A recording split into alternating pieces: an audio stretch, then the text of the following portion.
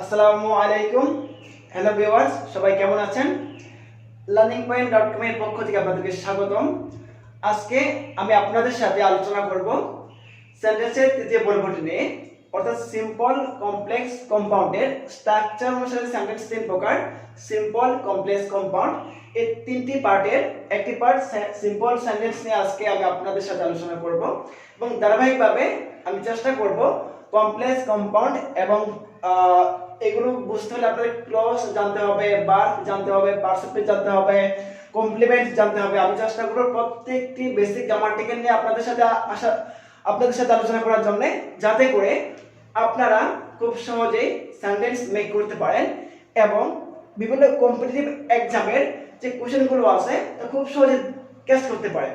আমাদের যে প্রবলেমটা হয়, আমরা যখন কোনো কম্পিটিটিভ এক্সামের কোশ্চেনগুলো সলভ করতে যাই, ওইখানে গিয়ে দেখি আমরা সারা জীবন পড়ে আসছি টেন্স, ভয়েস, ন্যারেশন এবং খুব ইজিলি গ্রামাটিক্যাল গুলো, এবং আমরা 6 to 12 পর্যন্ত আমরা এমনভাবে পড়ে আসছি, দেখা যায় আমরা যখন কোনো কম্পিটিটিভ এক্সামে পার্টিসিপেট করি তার থেকে বিন্দুমাত্র কোশ্চেন আসে না। কারণ কম্পিটিটিভ এক্সামগুলো যেহেতু আমাদের এখানে অনেক বেশি কম্পিটিটর থাকে, কাজে একটু কমপ্লেক্স করা হয়। আর যারা বেসিক গ্রামাটিক্যালগুলো খুব ভালো পারে, অর্থাৎ সে প্রাথমিক স্টেজ থেকে বেসিক গ্রামাটিক্যাল উপরে খুব বেশি এমফ্যাটিক করে জোর দেয়, দেখা যায় তারাই ওই এক্সামগুলোতে ভালো করে। কাজে আমি চেষ্টা করব আমার চ্যানেলটিতে বেসিক গ্রামাটিক্যালগুলো আলোচনা করার জন্য।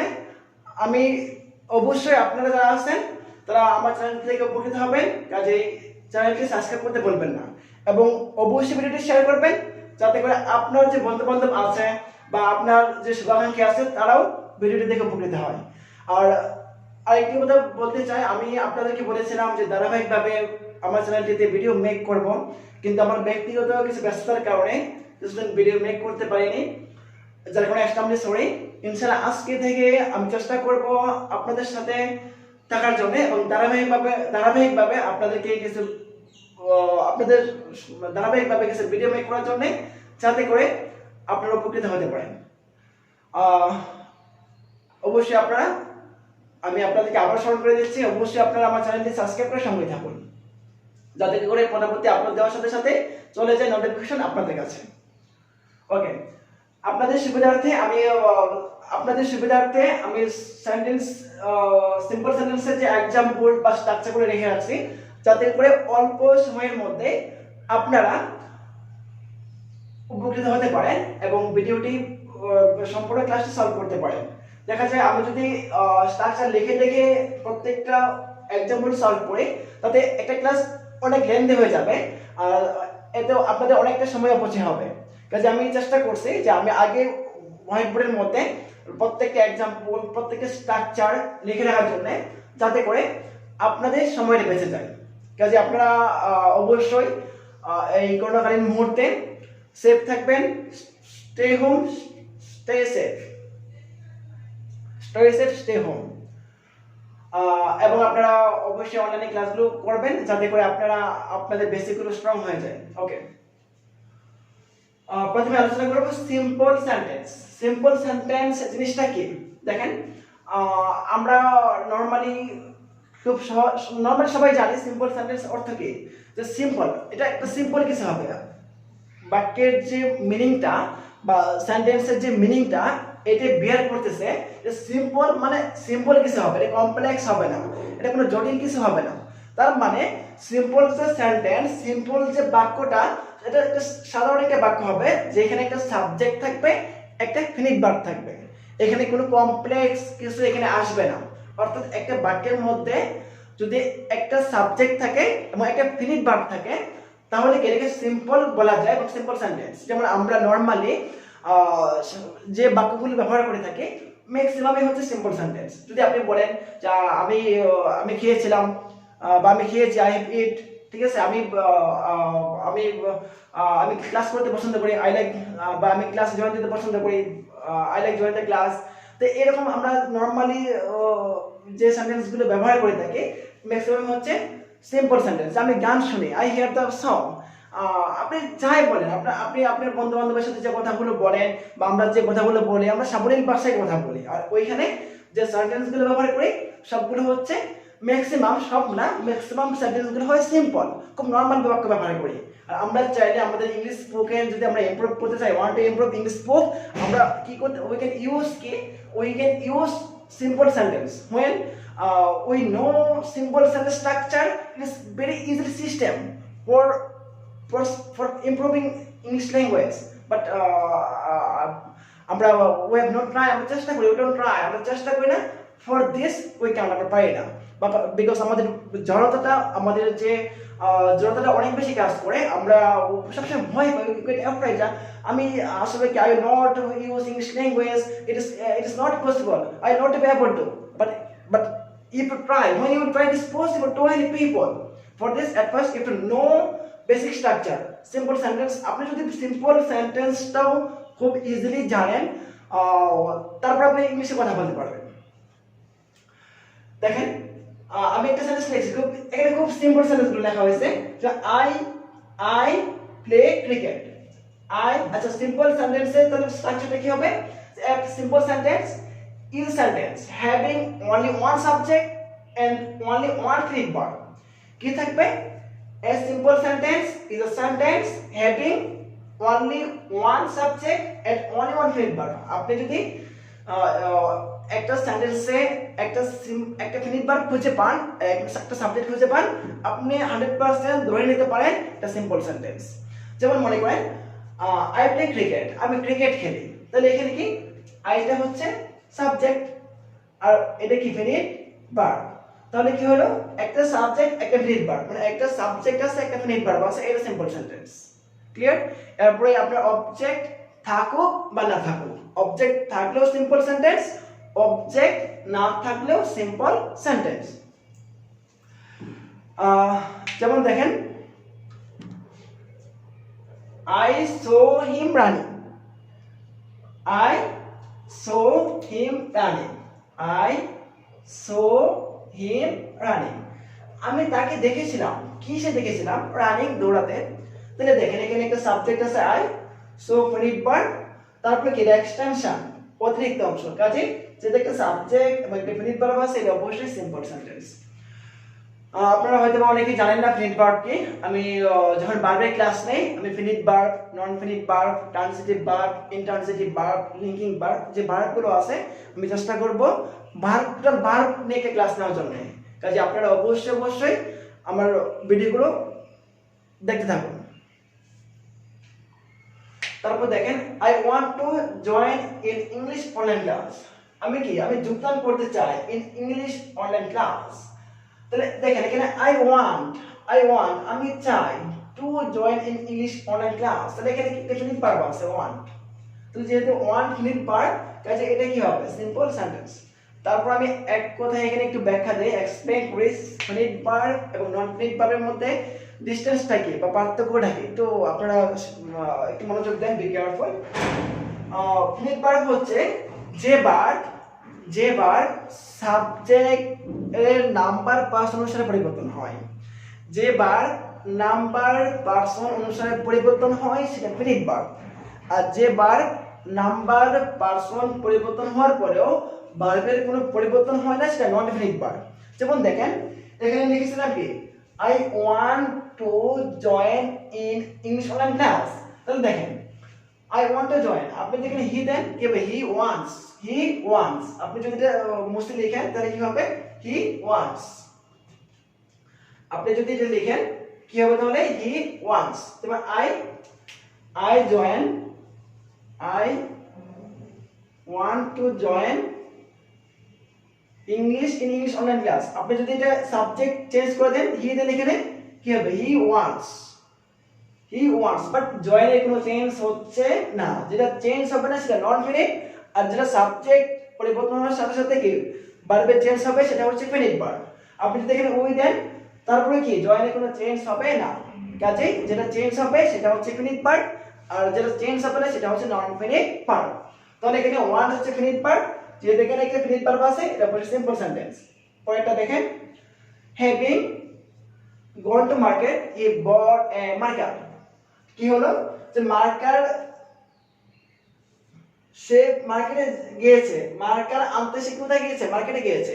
তাহলে দেখেন এই টোটালটা একটু প্রায় ক্লোজ হয়ে গেছে হ্যাভিং গন টু মার্কেট এখানে কোনো ভার্ব নাই ফিনিট ভার্ব নাই এখানে গনটা কি নন ফিনিট ভার্ব তাহলে দেখেন এই যে হ্যাভিং গন টু মার্কেট এখানে কোনো ফিনিট ভার্ব না থাকায় এটা বাক্যের একটা পার্ট হয়ে গেছে তাহলে এখানে মূল বাক্যটা কি হি bought a market he bought a market তাহলে হিটা সাবজেক্ট বটটা হচ্ছে ফিনিট ভার্ব আর মার্কেটটা হচ্ছে অবজেক্ট তাহলে সাবজেক্ট যদি চেঞ্জ করেন তাহলে এটা কি হবে চেঞ্জ হবে নাম্বার পারসন অনুসারে কি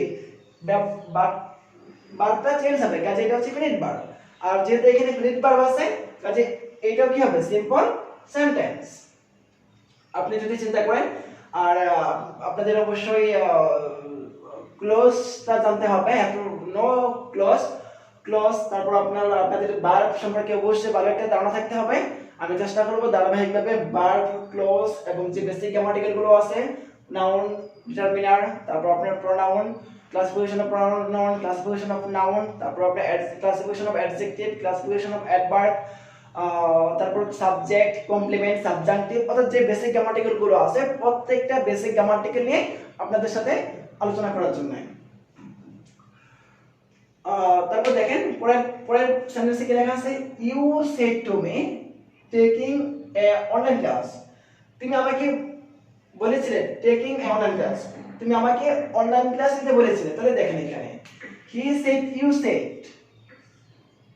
এটার সাথে কিটা রিলেটেড এটা সাবজেক্ট ইনডিফিনিট ভার্ব দেখেন টু মি টেকিং আপনি যখন বর্তমানে সাবজেক্ট চেঞ্জ করেন আপনি সেড চেঞ্জ হবে আপনি যদি লেখেন কি হি লেখেন আপনি যদি প্রেজেন্ট চেঞ্জ করেন হি সেজ হবে হি সেজ বাট টেকিং এর কোনো চেঞ্জ হবে না যেহেতু টেকিং চেঞ্জ হবে না নন ফিনিট ভার্ব এটাকে ফিনিট ভার্ব বলা যাবে না আর আমরা জানি এটা সিম্পল সেন্টেন্সে একটা মাত্র ফিনিট ভার্ব থাকে তাহলে এখানে ফিনিট ভার্ব হচ্ছে সেজ সেজ হচ্ছে এখানে ফিনিট ভার্ব যেহেতু সেজ এখানে ফিনিট ভার্ব কাজে এটা একটা সিম্পল সেন্টেন্স ওকে তারপর দেখেন the baby come to its mother dancing এখানে কামটা হচ্ছে finite verb he seems to be coming the class মনে হয় সে কি ক্লাসে আসছে দেখেন মনে হয় he seems to be coming in the class তাহলে দেখেন সিমসটা হচ্ছে ফিনিট ভার্ব এখানে আর কামিংটা হচ্ছে নন ফিনিট ভার্ব কাজে এটা একটা simple sentence he seems to have here this class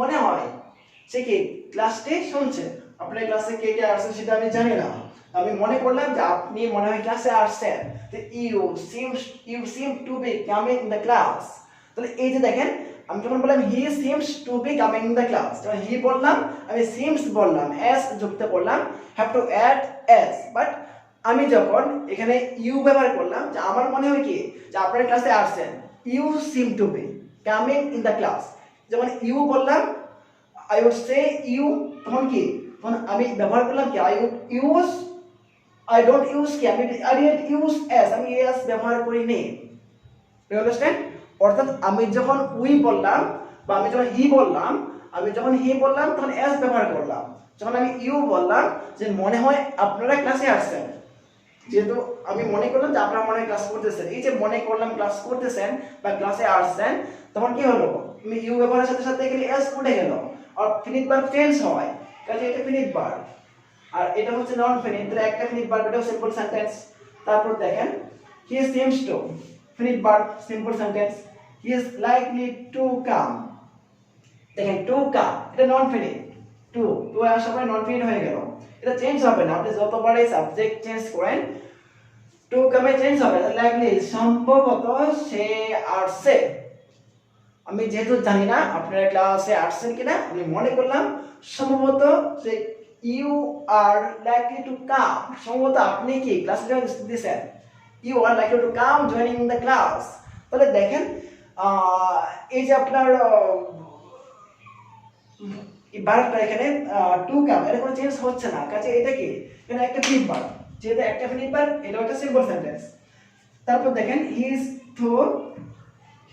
too weak to join online class he is too to join online class he is too to join online class তাহলে দেখেন সে এত দুর্বল যে সে online ক্লাসে যোগদান করতে পারে না তাহলে দেখেন এই যে টু এর পরে যে জয়েন্টটা এটা ভার্ব বলা যাবে না, ফিনিট ভার্ব বলা যাবে না, নন ফিনিট ভার্ব। তাহলে এখানে মূল ভার্ব কোনটা? He is too weak. তাহলে দেখেন এখানে, তাহলে এই জয়েন্ট নন ফিনিট ভার্ব, তাহলে এখানে কি হবে? তাহলে এখানে যে এখানে ভার্ব আছে ইজ, তাহলে এটা কি হবে? এটা আপনার সিম্পল সেন্টেন্স। তারপর দেখেন rising early is not age good habit, যে সকালে ঘুম থেকে ওঠা খুব ভালো অভ্যাস। রাইজিং, অনেক মনে করবেন রাইজ মানে ভার্ব না, এটা নন ফিনিট ভার্ব। আপনার জিরান্ট এবং পার্টিসিপল, অর্থাৎ নন ফিনিট ভার্বের যে ব্যবহারগুলো gerund, participle, present past participle, আপনাদের যখন এইগুলো পারফেক্ট পার্টিসিপল পড়বেন আপনারা আরো ক্লিয়ার হয়ে যাবেন যে জিরান্ট জিনিসটা কি, পার্টিসিপল নন জিনিসটা কি। আপনারা যখন ভার্বের ক্লাসিফিকেশন পড়বেন তখন ফিনিট ভার্ব কি, নন ফিনিট ভার্ব কি, ফিনিট ভার্বের যে প্রকারভেদ ট্রান্সিটিভ, ইন্ট্রান্সিটিভ এবং নন ফিনিটের যে প্রকারভেদ আপনার জিরান্ট, পার্টিসিপল, তখন এগুলো খুব ভালো করে জানবেন। ইনশাআল্লাহ আমি চেষ্টা করব এগুলো নিয়ে ভিডিও মেক করার জন্য, তখন আমি ওইগুলো খুব ভালোভাবে আলোচনা করব এই জায়গায়। ওকে, তাহলে আমরা আমরা শিখতে পারলাম যে আজকে we will learn that the simple sentence কি হবে? অবশ্যই সিম্পল সেন্টেন্সে একটা সাবজেক্ট হবে আর একটা ফিনিট ভার্ব হবে। অর্থাৎ যদি কোনো সিম্পল সেন্টেন্সে একটা সাবজেক্ট থাকে, একটা ফিনিট ভার্ব থাকে, সেটি হবে কি simple sentence. Have to remain কি থাকতে হবে? Have to remain only one subject and only one finite verb। দেখেন আমি এগুলো মুছে ফেলতেছি। দেখেন ওই পাশে আমি লিখে রাখছি কিছু এক্সাম রুলস লিখে রাখছি, যাতে করে আপনারা খুব সহজে বুঝতে পারেন।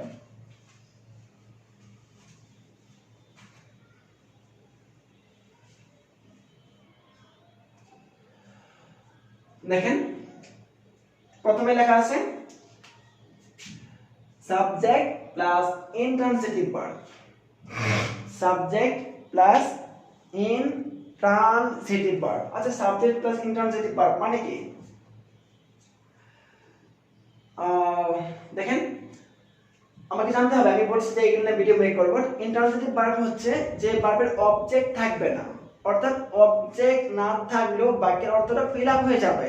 অর্থাৎ অবজেক্ট এখানে কি ম্যান্ডেটরি না, সেটা হচ্ছে কি ট্রান্সিটিভ ইন্ট্রান্সিটিভ ভার্ব। আর যেখানে কি অবজেক্ট ম্যান্ডেটরি, সেটা হচ্ছে কি ট্রান্সিটিভ ভার্ব। যেমন এখানে বললাম কি, দেখেন subject Hasina is sleeping, Hasina ঘুমাচ্ছে, হাসিনা ইজ স্লিপিং, হাসিনা একটা কি সাবজেক্ট, সাবজেক্ট। আর স্লিপিংটা কি ভার্ব, এটা আমরা জানি কন্টিনিউয়াস টেন্স। দেখেন ভার্বের সাথে আইএনজি আছে, যাই হোক। তাহলে দেখেন এরপরে কি হাসিনা ঘুমাচ্ছে, কখন ঘুমাচ্ছে? অ্যাট নোন, বিকালবেলা, বা মনে করেন অ্যাট নাইট, রাতে। এটা প্রয়োজন নাই, মানে না, আপনি এটা না লিখলেও কি বাক্যের অর্থটা ফিল আপ হয়ে যাচ্ছে। কাজে যে বাক্যে ভার্ব কি করে অবজেক্ট ছাড়াই অর্থটা ফিল আপ করতে পারে সেটা হচ্ছে ইন্ট্রান্সিটিভ ভার্ব। কাজে এখানে একটা ইন্ট্রান্সিটিভ ভাবে ব্যবহার হয়েছে, তাহলে এখানে স্লিপটা হচ্ছে ইন্ট্রান্সিটিভ ভার্ব। তাহলে দেখেন এটা একটা সিম্পল সেন্টেন্স, সেটা একটা সাবজেক্ট, একটা ফিনিট ভার্ব। অর্থাৎ ফিনিট ভার্ব সেটা ট্রান্সিটিভ হতে পারে, সেটা ইন্ট্রান্সিটিভ হতে পারে, সেটা প্রিন্সিপাল হতে পারে, সেটা অক্সিলারি ভার্ব হতে পারে, বা সেটা লিঙ্কিংও হতে পারে। ঠিক আছে, ট্রান্সিটিভ ভার্ব মানে ফিনিট ভার্বের ক্লাসিফিকেশনে সবগুলো চলে আসে, আমরা অবশ্যই আলোচনা করব। তারপর দেখেন পরেরটা কি লিখছি, Ali is a tall, Ali is a tall, Ali is tall, Ali হয় লম্বা। এখানে কি কি ব্যবহার হয়েছে দেখেন, যে সাবজেক্ট, লিঙ্কিং ভার্ব আর কমপ্লিমেন্ট অ্যাডজেক্টিভ। এখন আমাদের জানতে হবে হোয়াট মিন্স কমপ্লিমেন্ট। আমি কমপ্লিমেন্ট নিয়ে একটা ভিডিও তৈরি করব, তারপরে সামান্য একটা ধারণা দিই। কমপ্লিমেন্ট হচ্ছে similar to subject, it is similar to subject, এর সাবজেক্ট ইজ সিমিলার, অর্থাৎ এবং এটা নরমালি নাউন অথবা নাউন ফ্রেজ হয়ে থাকে। ইট have to remain noun or noun phrase. আপনার এটা কি করে, মানে সাবজেক্টের একটা রূপ, আপনি বলতে পারেন সাবজেক্ট বা অবজেক্ট একটা ফিগার যেটা সাবজেক্টে মিন করে থাকে, কমপ্লিমেন্ট, সম্পূরক, পরিপূরক। আমি বললাম হি ইজ এ স্টুডেন্ট, সে হয় ছাত্র। স্টুডেন্ট মানে বলতে কি হি ইজ এ স্টুডেন্ট, আমি সে দ্বারা যাকে বোঝাইছি, স্টুডেন্ট দ্বারা ঠিক তাকে বোঝাইছি। যেমন আমি যদি লিখি হি ইজ এ স্টুডেন্ট, আপনি যদি কমপ্লিমেন্টকে মানে ইকুয়াল হিসেবে চিন্তা করেন, তাহলে হি ইকুয়াল স্টুডেন্ট, হি ইকুয়াল স্টুডেন্ট, এটা মানে কমপ্লিমেন্ট, এটা হচ্ছে কমপ্লিমেন্ট। তাহলে দেখেন হি যে স্টুডেন্টও কি সে, তাহলে কমপ্লিমেন্টটা হচ্ছে এরকম, যেটা কি সাবজেক্টের পরিপূরক। ওকে, তাহলে দেখেন হি আলি স্ট্যান্ড, লম্বা এখানে কি আলি, আপনি যদি এটা কিভাবে লেখেন তাহলে কি হবে, যেমন পড়ছি আলি স্ট্যান্ড, আলি স্ট্যান্ড, আলি হয় লম্বা। তাহলে দেখেন আপনি ইসটা যদি কমপ্লিমেন্ট ভার্ব সরি টেনটাকে যদি আপনি কি কমপ্লিমেন্ট চিন্তা করেন, কমপ্লিমেন্ট চিন্তা করেন তাহলে কি হবে, আর লিঙ্কিং ভার্বটাকে যদি ইকুয়াল চিন্তা করেন তাহলে কি হবে, লিঙ্কিং ভার্বটাকে ইকুয়াল চিন্তা করলে আলি টেন মানে আলি লম্বা, আলি লম্বা, আলি লম্বা, আলি বলতে তাকে বোঝানো হচ্ছে ওই লম্বা যে ছেলেটা সেটাই আলি, লম্বা বলতে তাকে বোঝানো হচ্ছে। তাহলে দেখেন আরেকটা যে লিঙ্কিং ভার্ব, লিঙ্কিং ভার্ব নিয়ে ভিডিও মেক করব, তারপরে একটু ধারণা দেই কমপ্লিমেন্ট এবং লিঙ্কিং ভার্ব একসাথে একটা ভিডিও মেক করব। তাহলে আলি ইজ টেন, এখানে আমরা নরমালি জানি ইজ অনেকে মনে করবেন অক্সিলারি ভার্ব, তাই না, কিন্তু আমি বলছি লিঙ্কিং ভার্ব। দেখেন লিঙ্কিং ভার্বের পরে অবজেক্ট থাকে না, লিঙ্কিং ভার্ব দ্বারা কি কাজ করা হচ্ছে সেটা বোঝানো হয় না, এবং লিঙ্কিং ভার্বগুলো আপনারা সবসময় অবজেক্ট হিসাবে কমপ্লিমেন্টটাকে গ্রহণ করে থাকে। অর্থাৎ যদি কোনো ভার্বের পরে কমপ্লিমেন্টটা থাকে, ভার্বের পরে কমপ্লিমেন্টটা থাকে সেটা লিঙ্কিং ভার্ব ধরে নেওয়া যায়। যেমন এম লিঙ্কিং ভার্বগুলো হচ্ছে আপনার am, is, are, was, were, seems, appear, became, এগুলো হচ্ছে নরমালি লিঙ্কিং ভার্ব। এগুলোর উপরে অবজেক্ট থাকবে না এবং এগুলো নরমালি কমপ্লিমেন্টের আগে বসে থাকে, এটা এক্সেপশনাল থাকতে পারে। আর কমপ্লিমেন্ট নিয়ে আরেকটা কথা বলি, আমরা বলছিলাম কমপ্লিমেন্টটা হচ্ছে সাবজেক্টের পরিপূরক এবং এটা নাউন বা নাউন ফ্রেজ হিসেবে করা হয়। কিন্তু একটা কথা আপনাদের রিমেম্বার দ্যাট আপনাদের মনে রাখা, we should remember that to talk কমপ্লিমেন্টে আপনার প্রিপোজিশনের পরে বসে না, আপনি প্রিপোজিশনের পরে কমপ্লিমেন্টটাকে বসাতে পারবেন না, অর্থাৎ কমপ্লিমেন্টের আগে প্রিপোজিশন বসবে না। অবশ্যই এটা নিয়ে অনেক বই অনেক ধরনের লেখা আছে, আপনি ক্রিপ্সের যে টুফেল বইটাতে সেখানে এরকমই বলা আছে। ওকে দেখেন, তাহলে দেখেন রিনা বিকেম এ নার্স, রিনা একজন নার্স, তাহলে দেখেন এই যে বিকেম বা বিকাম যাই বলেন, বিকাম এ নার্স, তাহলে এই যে এটা হচ্ছে কি লিঙ্কিং ভার্ব। আপনি বলেন তাহলে রিনা নার্স, রিনা ইকুয়াল নার্স, রিনা ইকুয়াল নার্স, রিনা ইকুয়াল নার্স। এই আমি যদি লিঙ্কিং ইকুয়ালের সাথে তুলনা করে লিঙ্কিং ভার্বটাকে যদি আমি ইকুয়ালের সাথে তুলনা করি তাহলে নার্সটাকে রিনা, রিনা বলে যাকে বোঝাচ্ছে নার্স বলে তাকে বোঝাচ্ছে। কাজেই এই রিনার কমপ্লিমেন্টটা হচ্ছে এই নার্স,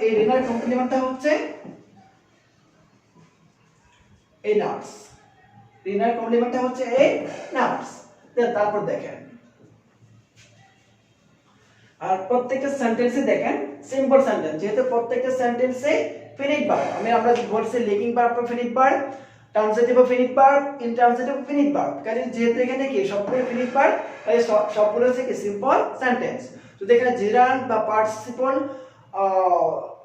মানে আপনার যদি এখানে নট ফিনিট ভার্বগুলো এখানে ব্যবহার হতো তাহলে আমরা বলতে পারতাম উই উড সে দ্যাট, যেটা কি অর্থাৎ যদি এখানে ক্লোজ ব্যবহার হতো তাহলে আমরা বলতে পারতাম এটা কমপ্লেক্স মানে কম্পাউন্ড সেন্টেন্স। যেহেতু এখানে কি সবগুলোই কি আমরা জানি, উই নো দ্যাট যে সিম্পল সেন্টেন্সে একটা সাবজেক্ট ফিনিট ভার্ব, আর যদি প্রত্যেকটা সেন্টেন্সে ফিনিট ভার্ব, লিঙ্কিং ভার্বটাও এখানে লিঙ্কিং ভার্ব, এটা মানে ফিনিট ভার্ব, এটাও লিঙ্কিং ভার্ব মানে ফিনিট ভার্ব, এটাও লিঙ্কিং ভার্ব মানে ফিনিট ভার্ব।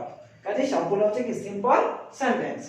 তারপর দেখেন, তারপর বলা হচ্ছে রাইন স্পিক্স ইংলিশ, রাইন ইংলিশ পড়ে, একটু খেয়াল করেন, রাইন স্পিক্স ইংলিশ, রাইন ইংলিশ বলে, ইংলিশ বলে।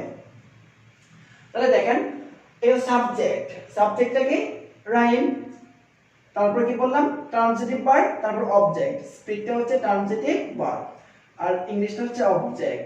ট্রান্সিটিভ আমরা কি বলছিলাম, ইনট্রান্সিটিভ ভার্বের পরে অবজেক্ট প্রয়োজন পড়ে না, অবজেক্ট ছাড়াই তার বাক্যের অর্থটা ফিল আপ হয়। কিন্তু ইনট্রান্সিটিভ ভার্বে অবশ্যই অবজেক্ট লাগবে, you have to add object, it is mandatory, because আপনি যদি অবজেক্ট না দেন তাহলে কি হবে না, আপনি বাক্যের অর্থ পরিপূর্ণ হবে না। রাইন স্পিক্স, রাইন বলে, কি বলে, এটা সবাই শুনতে আগ্রহ, কি বলে, ইংলিশ বলে। তাহলে দেখেন আপনি যদি আপনার বাক্যের অর্থটা ফিল আপ করতে চান, আপনার ফিলিংসটা, আপনার ইমপ্রেশনটা যদি এক্সপ্রেস করতে চান, আপনাকে অবশ্যই একটি হ্যাভ টু ব্রিং অবজেক্ট, আপনাকে অবশ্যই কি একটা অবজেক্ট নিয়ে আসতে হবে। আর এজন্য এখানে এটা হচ্ছে কি ট্রান্সিটিভ ভার্ব। আর ট্রান্সিটিভ ভার্বটা কি একদম ফিনিট ভার্ব, কাজে এটা একটা সিম্পল সেন্টেন্স। আপনি নরমালি আমি যদি আরো সহজে বোঝাই, যেমন মনে করেন আমরা বলছিলাম কি আমি খাই, মনে করেন আই ইট, আমি খাই, ইটটা ট্রান্সিটিভ বা ফিনিট ভার্ব যাই বলে, ট্রান্সিটিভ তো ফিনিট ভার্ব একটা পার্ট ট্রান্সিটিভ। এমন যদি বলা হয়, আমি বলি আই টু ইট, আমি খেতে, আমি খেতে, তাহলে কি বাক্যের অর্থটা পরিপূর্ণ হলো? এটা হচ্ছে আই ইট, আমি খাই, এটা হচ্ছে আই টু ইট, আমি খেতে, আই ইট আমি খাই, আর এটা হচ্ছে আই টু ইট, আমি খেতে। তো বাক্যের অর্থটা কি হলো না? পরিপূর্ণ হলো না। কাজে এটা কি হবে না? এটা সিম্পল হবে না, এটা একটা নন ফিনিট ভার্ব। আর যদি আই ইট আমি খাই, হ্যাঁ সেটা ফিনিট ভার্ব। যেমন মনে করেন আমি যেতে চাই, আই ওয়ান্ট টু গো। এখন যদি আমি ওয়ান্ট না লিখে আমি লিখে আই টু গো, তা আমি যেতে, এটা কি বাক্যের অর্থ হবে? এটা কি পরিপূর্ণ বাক্য হবে? হবে না, হবে না। কাজে এটা কি নন finite verb. Non finite verb only কি একটা বাক্য গঠন করতে পারে না, এটা সম্ভব না। কাজে একটা বাক্য যদি আপনি একটা স্ট্রাকচার দাঁড় করাতে চান, স্ট্যান্ড করতে চান, আপনাকে অবশ্যই কি, অবশ্যই আপনাকে একটা ফিনিট ভার্ব নিয়ে আসতে হবে। অর্থাৎ বাক্যের মধ্যে একটা finite verb have to add finite verb in your sentence. Do you understand? Okay. তারপর দেখেন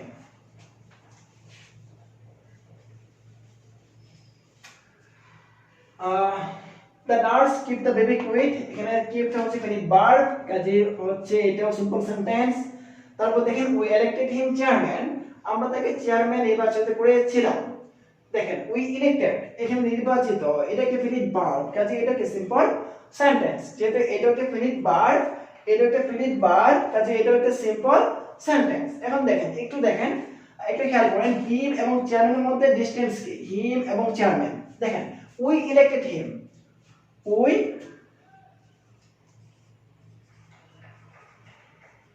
elected him chairman। আচ্ছা দেখেন we elected him chairman, এখানে একটা কথা বলছে সাবজেক্ট, ট্রান্সিটিভ ভার্ব, অবজেক্ট, তারপর কমপ্লিমেন্ট নাউন। দেখেন হিমটা হচ্ছে অবজেক্ট, আর এটাকে বলছি কমপ্লিমেন্ট নাউন। কমপ্লিমেন্ট নাউন কেন বললাম? দেখেন আমরা তাকে চেয়ারম্যান নির্বাচিত করেছিলাম। আচ্ছা তাকে, তাকে বলতে কে? হিম। হিম এর পসেসিভ নাউন কি, পসেসিভ প্রনাউন কি, সরি হিম এর পার্সোনাল প্রনাউনটা কি? হি। হি বলা যেই কথা, চেয়ারম্যান বলা একই কথা। হি তা, হিম দ্বারা তাকে বোঝাচ্ছে, চেয়ারম্যান দ্বারা তাকে বোঝাচ্ছে। হি মানে কি? চেয়ারম্যান। আমরা তাকে নির্বাচিত করেছিলাম কি? চেয়ারম্যান। তাকে বলতে কাকে? চেয়ারম্যানকে। তাহলে হি আর চেয়ারম্যান ইকুয়াল। হি বলতে যে, চেয়ারম্যান বলতে সে, কাজেই হি এর কমপ্লিমেন্ট হচ্ছে চেয়ারম্যান। এটাকে কমপ্লিমেন্ট। কাজে বলা হচ্ছে কি যে কমপ্লিমেন্ট নাউন, অবজেক্টের কি কমপ্লিমেন্ট নাউন, চেয়ারম্যান যেটা নাউন আর হিম যেটা অবজেক্ট, অবজেক্টের কমপ্লিমেন্ট নাউন হচ্ছে চেয়ারম্যান। তারপরে দেখেন there is a book on the table, আমরা এটা অনেকে ভুল করে থাকি, আমরা অনেকে জানি না যে আমরা there is এবং there are কেন ব্যবহার করি। একটু খেয়াল করেন, এখানে there এর পরে is হবে না are হবে, ডিপেন্ড অন সাবজেক্ট। কারণ সাবজেক্টটা ভার্বের পরে বসে। আমরা নরমালি জানি সাবজেক্টটা সেন্টেন্সের প্রথমে বসে, এবং আমার প্রিভিয়াস লেকচার তাই বলেছি, এবং বলছিলাম কিছু এক্সেপশনাল আছে। তাহলে দেখেন এখন সাবজেক্টটা কোথায় বসে?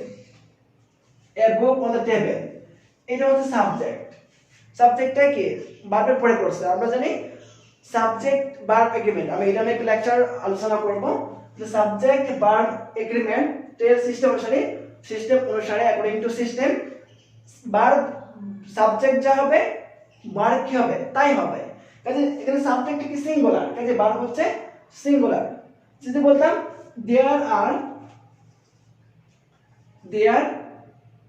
3 cows, there 3 cows, দেখেন এখানে সাবজেক্টটা কি আমরা জানি কি there এর পরে কি বসবে? ভার্ব, there এর পরে ভার্ব পরে সাবজেক্ট, সাবজেক্ট প্লুরাল। তাহলে সাবজেক্ট ভার্বের যদি এগ্রিমেন্ট, সাবজেক্টের সাথে ভার্বের রিলেটেড, ভার্ব যেহেতু সাবজেক্ট যেহেতু প্লুরাল, তাহলে ভার্ব হবে কেন প্লুরাল? আর হবে। কিন্তু there এর পরে আর হবে ইজ হবে ডিপেন্ড অন সাবজেক্ট, এবং সাবজেক্ট আফটার কি? Verb, have to set up after verb. Okay, সবাই ভালো থাকবেন, আজকে ভিডিওটি এই পর্যন্তই। আমি আমার সাধ্যমতো চেষ্টা করছি আপনাদেরকে ভিডিওটি খুব সাবলীলভাবে বোঝানোর জন্য। আর আমি যাতে আপনাদের সময়টা খুব অল্প সময়ে আপনার ভিডিওটা শেষ করতে পারেন, ফিনিশ করতে পারেন, কাজে আমি হোয়াইট বোর্ডে সব কিছু লিখে রেখেছিলাম। তারপরে ভিডিওটি অনেকটা দীর্ঘায়িত হয়ে গেছে, এই জন্য আন্তরিকভাবে দুঃখিত। এবং আপনারা অবশ্যই আপনাদেরকে আবার মনে করিয়ে দিচ্ছি, আমার চ্যানেলটি সাবস্ক্রাইব করে সঙ্গেই থাকুন এবং অবশ্যই ভিডিওটি শেয়ার করতে ভুলবেন না। আর আমি চেষ্টা করব যাতে করে আপনাদের সাথে থেকে খুব সহজেই, মানে খুব মজার মাধ্যমে, এন্টারটেইনের মাধ্যমে ইংলিশটাকে খুব ইজিলি সিস্টেম ওয়েতে আমরা শিখতে পারি এবং খুব সহজেই সেন্টেন্সগুলো মেক করতে পারি এবং কম্পিটিটিভ এক্সামের কোয়েশ্চেনগুলো আমরা ধরতে পারি। কাজে অবশ্যই আমি আবারও আপনাদেরকে মনে করে দিচ্ছি যে আমার চ্যানেলটিকে সাবস্ক্রাইব করে আমার সঙ্গেই থাকুন। আসসালামু আলাইকুম।